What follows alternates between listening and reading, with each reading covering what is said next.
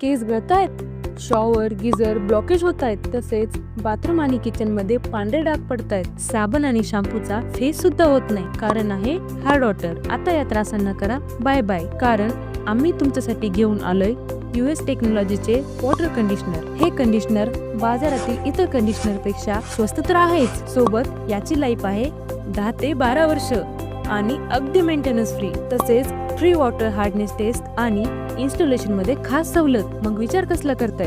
अधिक माहितीसाठी आजच संपर्क करा.